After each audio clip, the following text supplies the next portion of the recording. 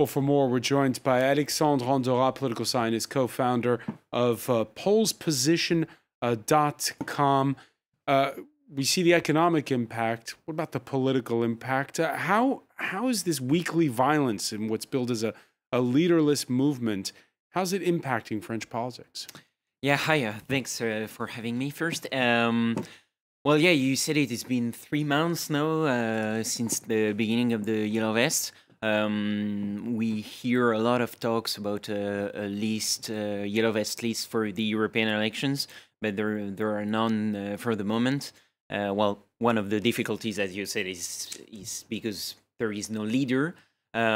We could see actually in our forecasting model, we went back quite a bit, and we saw that in November, and particularly at the beginning of December, it made quite a big dent in Macron's party chances for the European elections. But now the chances have bounced back, and it's about a 1 in 2 chance that Macron's party will finish first. So he's gotten a bit of a bump. The violence has worked in his favor.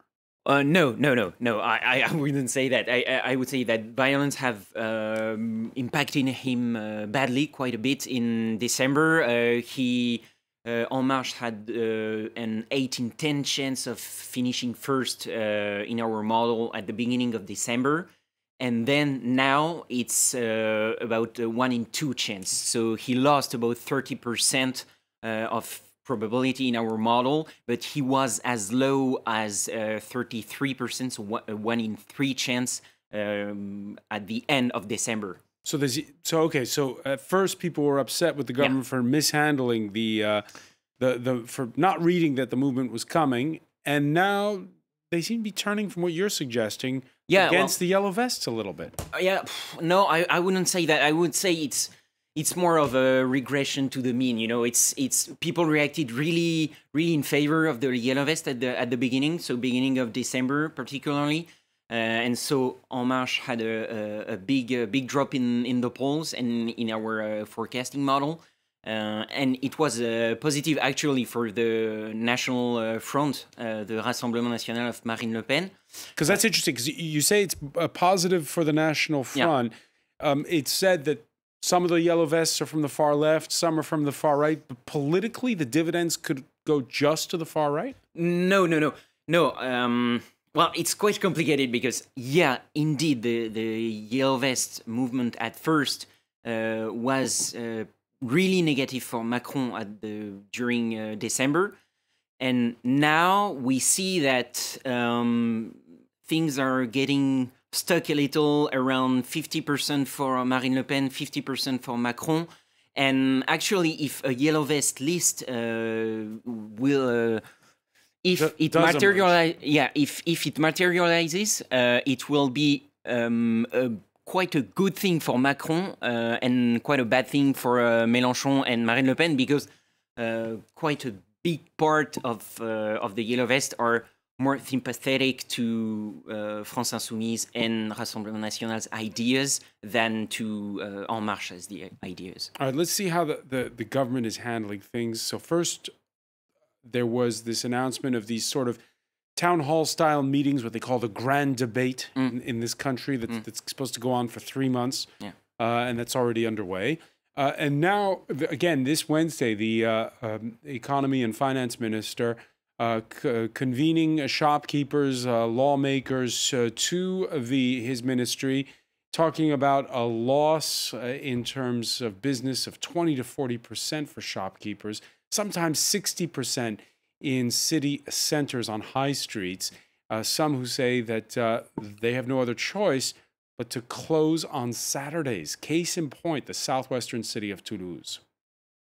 I have 2 short-term contracts, and if I let go of a store, these contracts will not be extended, and I would have to terminate a long-term contract as well.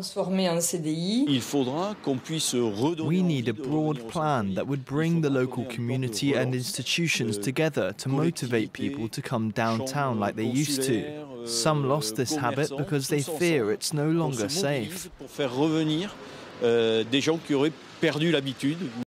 Yeah, the people in the city centers are fed up in places like Toulouse. And you have a sense that there's this growing polarization between those who live in the cities and those who live in the sort of the outer areas. Well, yeah, Toulouse is actually quite is a big place where there were big demonstrations of the Yellow Vest. I wouldn't say it's representative of the whole country, but it's a big bastion, stronghold for the Yellow Vests. And yeah, actually, what Toulouse, Paris, and Bordeaux, those three cities have in common is, of course, that you have these affluent, connected cities. Sort of, is it really down to the winners versus the losers of globalization, as some have stereotyped this? Well, it's actually quite difficult to say that, because if you look at really the demands of the Yellow Vests, they go in.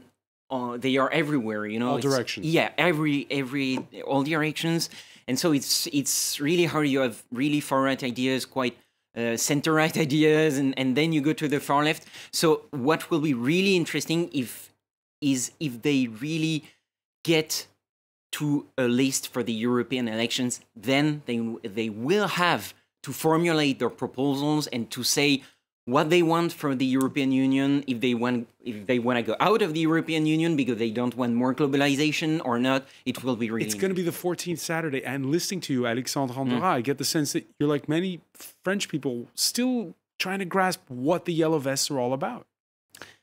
Well, yeah, I think they... Do you understand it personally? Do you get it? Do you think you know why they're out there and why this popped up? Well, I mean, you can understand. There is everything to understand what they say, and then to not understand what they say, because they say everything, you know. So you have to wait and see what they will come up with in their proposal, in the debates, and then we'll have a better idea. And also, you don't have any polls. Well, you have 3 polls with the Yellow Vest for the European elections, so you don't really know what their electoral power would be. And so it's kind of a problem, because you don't have really quantitative metrics to analyze that. Now, your job is to obviously analyze polling data, anticipate what's going to happen at the next election. I mean, according to our teams on the ground, this is what we were saying, a third from the far left, a third from the far right, and a third of people who don't really show up much to vote. How do you, as a pollster, deal with that? Well, I'm not a pollster. I'm a data scientist. I take polls and I do forecasting models with them. And what I can say, are these people that you care about when you're doing your measurements, when you're making your computations? What do you mean? In terms of, are these people you just sort of disregard because they don't vote? Well, I don't personally disregard them. I take the polls. That it's the pollster's job, you know, to account for the possibility that these groups of people won't show up to vote, or will they? It's actually the hardest part of pollsters' work is to modelize turnout. It's to model turnout. It's really hard. So they do that, and after my job is to look at the historical precedents and to see where the polls could go wrong, and then to estimate the uncertainty around that. All right, so one final question on this. In the past, if you look at French history, when you've had violent movements, afterwards, when there's an election, people vote for law and order. Is that going to be the case this time? It depends on what You're not sure. You define by law and order. Yeah, my job is not to be sure, it's to estimate uncertainty and to tell you that there is uncertainty. And if you look at the model, actually it says that there is a lot of uncertainty, because there is a 1 in 2 chance that En Marche will finish first, and a 1 in 2 chance that the Rassemblement National will finish first. Far right. Yeah, far right will finish first. So, but if you look at the really recent trend, people tended to go back to Macron. Independent voters tended to go back to Macron. I think it's in part because of the violence. You know, independent voters, they don't like seeing violence in the streets, so they go back to the fold. And also, it's the debates going on right now. The Macron's going to the countryside and having town hall meetings where we could see that after these meetings he had a bump in the polls and also in the opinion polls for the whole party. Alexandre Andorra, co-founder of pollsposition.com. So many thanks for joining us. Thank you.